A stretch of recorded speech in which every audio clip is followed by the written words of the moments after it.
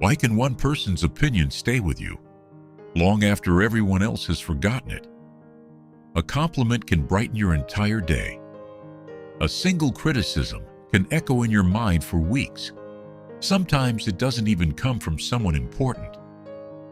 A stranger, a colleague, someone you barely know, and yet their judgment somehow feels impossible to ignore. Why? Why do some people seem able to dismiss criticism, while others constantly wonder, did I say the wrong thing? Did they like me? What are they thinking about me now? Many people assume the answer is low self-esteem. Others blame social media or the fear of rejection. These explanations tell part of the story. But more than a century ago, Swiss psychiatrist Carl Gustav Jung proposed something deeper. He believed the real question isn't simply why we want other people's approval. After all, wanting to be accepted is a normal part of being human. We are social creatures. Our lives have always depended on forming relationships, belonging to communities, and earning the trust of others. But Jung believed the deeper question was this: why does another person's opinion sometimes become more powerful than our own? According to Jung, the answer begins with something he called the persona, the social identity we gradually build to live in the world. The persona is not a lie. It is not something we should get rid of. But when we begin confusing that social identity with who we truly are, our sense of worth can slowly become dependent on the people around us. Modern psychology explains this through different theories. Attachment, self-esteem, and the universal need to belong. Jung described the same human struggle through the language of symbols and the unconscious. In this video, we'll explore why approval can become so emotionally powerful, what Carl Jung meant by the persona, how unconscious patterns shape the way we see ourselves, where modern psychology agrees and disagrees with Jung, and why the approval you've been searching for in other people may never have belonged there in the first place. Imagine two people receiving exactly the same compliment. One smiles, says, "Thank you," and continues with their day. The other replays those words over and over. For a moment, they feel more confident, more valuable, almost like a different person. Now imagine the opposite, the same criticism. One person reflects on it and moves on. The other can't stop thinking about it. They replay the conversation before falling asleep. They wonder what they should have said. They question themselves. The words become far more powerful than the person who spoke them. Why do the same opinions affect different people so differently? A common assumption is that needing approval is a sign of weakness. Carl Jung would likely have disagreed. Wanting to be accepted is not a psychological flaw. It is part of being human. Long before cities, careers, or social media, our ancestors survived by belonging to groups. Acceptance often meant protection, cooperation, and survival. Rejection could mean isolation or even death. Modern psychology reaches a similar conclusion. Researchers widely agree that the need to belong is one of the most fundamental human motivations. Being accepted by others isn't something we simply learn. It's deeply connected to the way human beings have evolved to live together. So the desire for approval is not the problem. The problem begins when approval stops being feedback and becomes identity. Imagine looking into a mirror every morning that only reflects what other people think of you. One compliment makes the reflection brighter. One criticism makes it darker. Over time, you stop asking, "What do I believe about myself?" Instead, you begin asking, "How do they see me today?" This is the point where approval becomes something more than a social experience. It becomes the foundation of self-worth. Carl Jung believed this shift changes the relationship we have with ourselves. Instead of living from an inner sense of identity, we begin searching for ourselves in the reactions of other people. And once that happens, Their opinions gain a power they were never meant to have. So if seeking approval isn't the real problem, what causes another person's opinion to become more important than our own? To answer that question, we need to explore one of Carl Jung's most influential ideas, the persona. If approval becomes part of our identity, where does that identity come from? Carl Jung believed that every person gradually develops what he called the persona. The word comes from the masks worn by actors in ancient Roman theater. Those masks allowed the audience to recognize a character before a single word was spoken. Jung believed we create something similar throughout our lives. Not a physical mask, but a social one. The version of ourselves we present to the world. It begins in childhood. We quickly learn that certain behaviors are welcomed. Others are discouraged. Perhaps we're praised for being polite, responsible, helpful, successful, or easy to get along with. Little by little, we discover which parts of ourselves receive approval and which parts are better left unseen. Over time, these experiences help shape the persona. For Jung, this wasn't a problem. In fact, he believed the persona is necessary. Without it, everyday life would become almost impossible. We all adapt our behavior depending on the situation. We speak differently to a close friend than we do during a job interview. A teacher doesn't behave the same way in the classroom as they do at home. A doctor doesn't speak to patients the way they speak to family. These changes don't necessarily mean we're pretending. They allow society to function.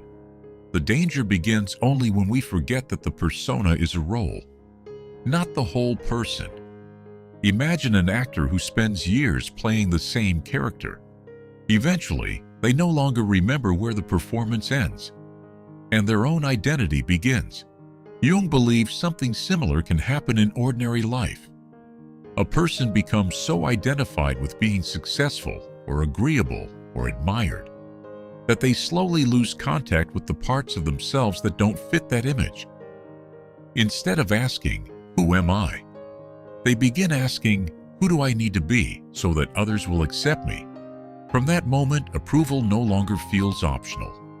It begins to feel essential, because every compliment seems to confirm the identity they've built, and every criticism feels like a threat to it. Modern psychology describes similar processes in different ways. Researchers studying self-esteem and identity have found that some people base their sense of worth primarily on external validation rather than on a more stable, internal sense of self. Jung described the same struggle through the language of the persona. Different theory, a remarkably similar human experience. But if the persona explains the mask we show the world, it still leaves one important question unanswered. Why do certain opinions affect us far more than others? The answer may lie not in the mask itself, but in the parts of ourselves that remain hidden behind it. Imagine two employees leaving the same meeting. Their manager gives each of them identical feedback. This report needs improvement. One person nods. They make a few notes and begin fixing the problem. The other can't stop thinking about those words. By the time they get home, the feedback has become something much larger.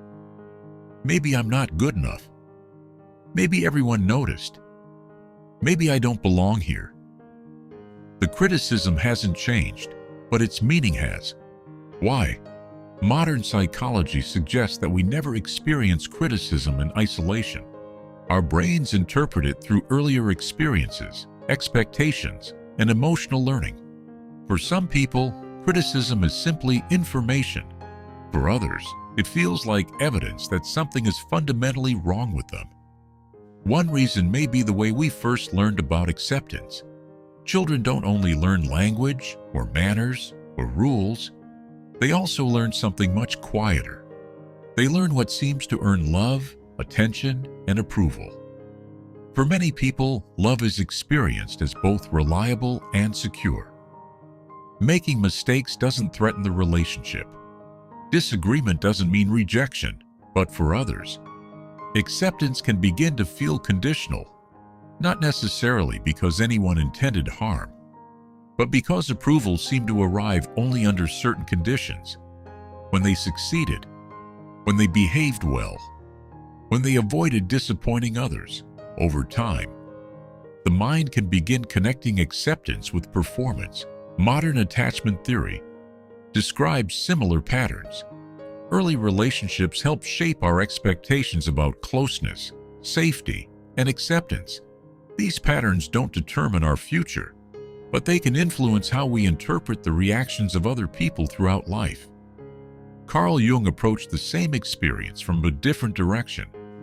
He believed the deepest problem isn't criticism itself. It's what criticism awakens within us, when our sense of identity depends heavily on the persona. Negative judgment can feel like much more than disagreement. It feels as though the self is being questioned. That is why one careless comment can linger for years, while dozens of compliments quickly disappear. The mind naturally pays greater attention to information that seems to threaten who we believe we are. Perhaps this explains why so many people spend their lives trying to avoid disappointment, working harder, pleasing everyone, avoiding conflict, chasing perfection. Not because perfection is possible, but because approval feels like safety. Yet Jung believed this endless search hides a deeper conflict. The fear of another person's judgment often reflects something even more personal. Not simply the fear that others will reject us, but the fear that they might see the parts of ourselves we've been trying hardest to hide. And that brings us to one of the most profound ideas in Jung's psychology: the shadow. If the persona is the face we show the world, what happens to the parts of ourselves that don't fit that image? Carl Jung believed they don't disappear. They simply move outside conscious awareness. He called this hidden part of the personality the shadow. Today, the shadow is often described as our dark side, but Jung meant something much broader. The shadow includes everything we fail to recognize as part of ourselves. Sometimes that includes anger, jealousy, fear, or selfishness, but it can also include qualities we admire, yet rarely allow ourselves to express: confidence, ambition, creativity, the courage to disappoint other people. Anything that doesn't fit the identity we've built can become part of the shadow. Imagine someone who has spent their entire life being the nice person. They avoid conflict. They never say no. They rarely express frustration. Other people admire them for being kind. But gradually, they stop noticing their own anger, not because it disappeared, but because it no longer fits the person they believe they should be. According to Jung, the shadow grows stronger whenever we refuse to acknowledge it, not because it wants to punish us, but because neglected parts of the personality continue influencing us, whether we recognize them or not. This is where approval seeking takes on a deeper meaning. Imagine someone criticizes you. The words themselves may not be especially harsh, yet they awaken an immediate feeling of shame. Why? Jung would suggest asking a different question. What inside me reacted so strongly? Sometimes the pain isn't created by the criticism. It's created by the possibility that the criticism reflects something we've secretly feared about ourselves all along. In other words, another person's judgment becomes powerful because it touches a judgment we've never resolved within ourselves. That is why reassurance rarely lasts. Someone tells you, "You're doing great." For a few moments, you feel relieved. But before long, the doubt quietly returns. Not because the compliment was dishonest, but because it never reached the place where the insecurity began. Jung believed lasting change doesn't come from collecting more approval. It comes from becoming more willing to face the parts of ourselves we've spent years avoiding. Not to eliminate them, not to judge them, but to recognize that they also belong to us.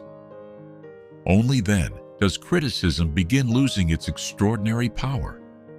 because our sense of worth no longer depends on pretending to be someone perfectly acceptable. It begins growing from something far more stable: the willingness to know ourselves completely. And for Jung, that willingness marked the beginning of one of the most important journeys in human life, the journey he called individuation. If approval can quietly shape our identity, is it possible to break free from it? Many people believe the answer is simple: just stop caring what other people think. Carl Jung would probably have disagreed. He never suggested that psychological maturity means becoming indifferent to everyone else's opinion. That wouldn't make us more human. It would simply isolate us. We all need relationships. We all depend on trust, cooperation, and honest feedback. The question isn't whether other people's opinions matter. The question is how much power we allow them to have over our sense of self. Jung believed this changes through a lifelong process he called individuation. Individuation doesn't mean becoming someone new. It means gradually becoming more fully yourself. Instead of building your identity around a single social role, you begin recognizing the many different parts of yourself: the confident parts, the uncertain parts, the generous parts, the selfish parts, the qualities you've proudly shown the world, and the qualities you've spent years trying to hide. As these parts become more conscious, something unexpected begins to happen. Approval still feels good. Criticism can still hurt, but neither one defines you anymore. Your value no longer rises with every compliment or falls with every disappointment. It becomes rooted in something more stable: your relationship with yourself. Modern psychology arrives at a surprisingly similar conclusion. Research consistently shows that people with a more stable internal sense of self tend to rely less on constant external validation. They can listen to criticism without seeing it as proof of failure. They can appreciate praise without becoming dependent on it. That doesn't mean they stop learning from other people. It means they no longer need every opinion to answer the same exhausting question: am I enough? Perhaps this is the freedom Jung was describing. Not freedom from relationships, not freedom from criticism, but freedom from allowing every outside voice to decide who you are. Because when your identity no longer depends on constant approval, something else becomes possible. For the first time, you can meet other people, not as judges, not as mirrors, but simply as human beings. And perhaps that is where genuine confidence begins. Not in convincing the world of your worth, but in no longer asking the world to decide it. Every one of us wants to be accepted by our families, our friends, our partners, our communities. So there is nothing unusual about that. Carl Jung never suggested that we should stop caring what other people think. His question was much deeper. What happens when their opinion becomes more convincing than our own? Perhaps that is where the quiet search for approval truly begins. Not with another person, but with the way we have learned to see ourselves. Whether or not every part of Jung's theory is correct, his central insight still feels remarkably relevant. The masks we wear, the hidden parts of ourselves, and the stories we quietly believe continue shaping our lives long before we become aware of them. Perhaps that is why approval can feel so powerful. Not because other people know who we are, but because we're still trying to discover it ourselves.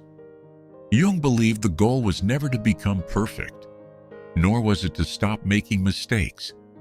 It was to become more conscious, to recognize the masks we wear, instead of confusing them with our identity, to acknowledge the parts of ourselves we've pushed into the shadows, instead of fearing them, and to build a life that is guided a little less by unconscious patterns and a little more by conscious choice. Perhaps real confidence isn't reaching the point where nobody's opinion matters, but perhaps it's reaching the point where your own opinion finally matters too.